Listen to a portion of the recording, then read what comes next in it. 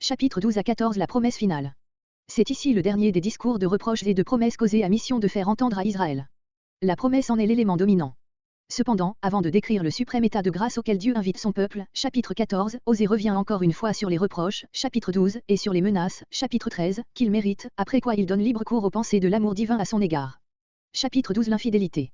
Israël, infidèle envers Dieu, infidèle à sa propre histoire, renie ses origines glorieuses.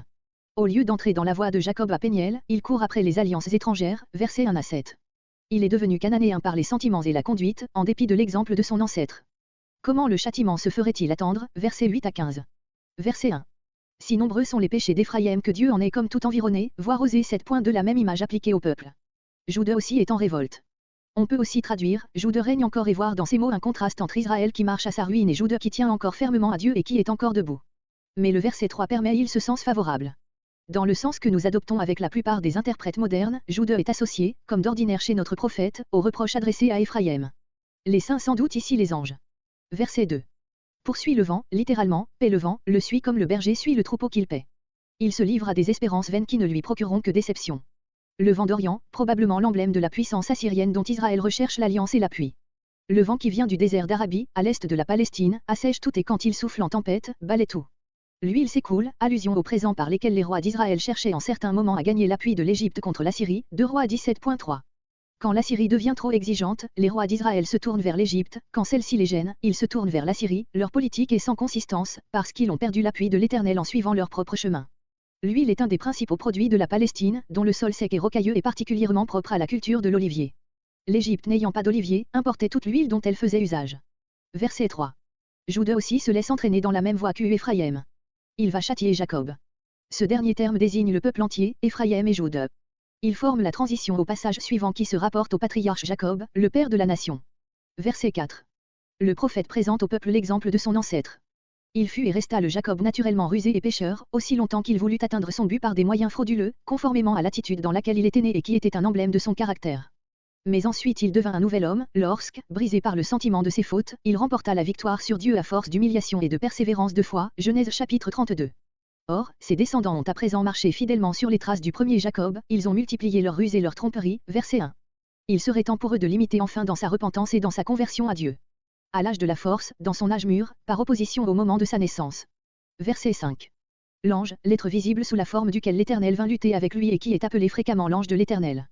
Il a vaincu, il a obtenu de Dieu qui se présentait en ennemi la bénédiction et la délivrance, au lieu de la ruine dont il était menacé par la justice divine et par le courroux d'Ésaü. Il a pleuré.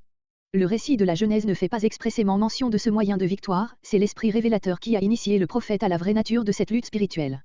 Il le trouvera. On traduit souvent, il le trouva. Dans ce dernier sens, le prophète ferait allusion à la scène racontée Genèse chapitre 35, où Jacob vit de nouveau l'Éternel et où l'Éternel parla avec lui et parla avec tous ses descendants, pour leur interdire l'idolâtrie et leur promettre la possession du pays. Mais il est plus exact de traduire par le futur.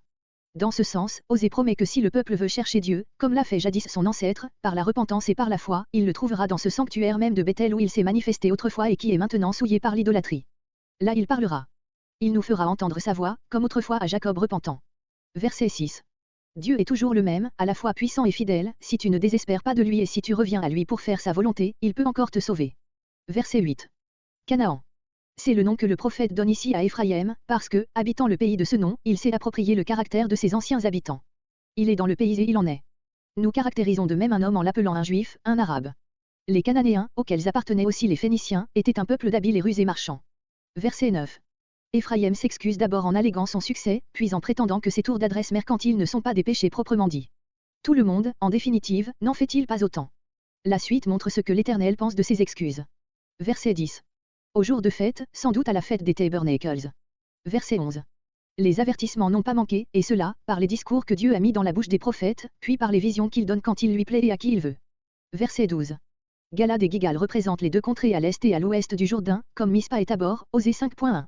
Le pays de Galad est appelé, ici vanité au sens moral, de la même manière que ses habitants avaient été appelés Osée 6.8 des faiseurs de néant, c'est-à-dire de mal. Ce qu'il est au sens moral, il le deviendra au sens propre. Gigal a été mentionné comme siège d'un culte idolâtre, Osée 4.15. Verset 13. Verset entre 13 et 14.